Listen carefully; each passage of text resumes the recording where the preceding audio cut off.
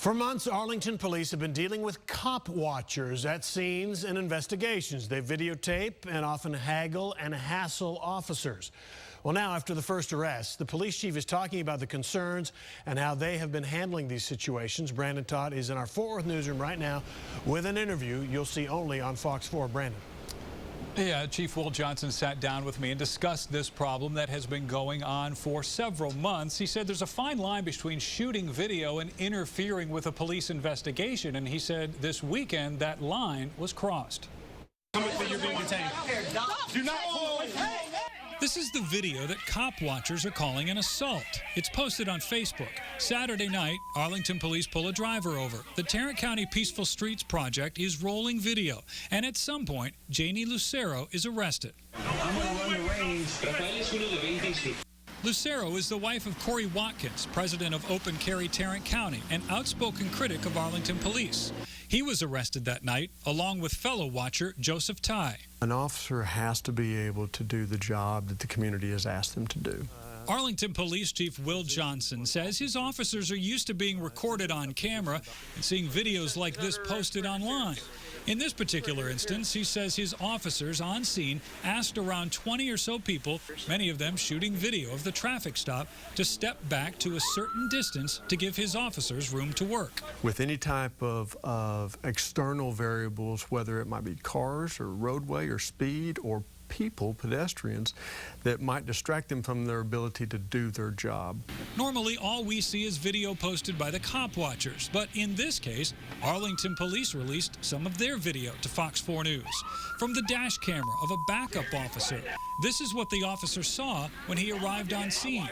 The person you hear yelling at the officer is Corey Watkins. Johnson says the watchers were surrounding his officers from 3 sides. And as you see in this video, Corey Watkins was armed with a black powder pistol, which is legal to open carry in Texas. That they're responsible for the safety of those that are on the scene that they are conducting. And we have to make sure that all parties' interests are represented in that. The attorney for Watkins and his wife, Alex Kim, says Watkins was minding his business, complied with officers' requests, and was arrested anyway. They were quiet. They weren't disturbing anybody. They were on the sidewalk on a public street just recording the police like they're entitled to do. Kim says Watkins was arrested in the same area he was asked to stand by police. And then one officer came around and grabbed her individually and started pulling her out, and that's when she jerked away.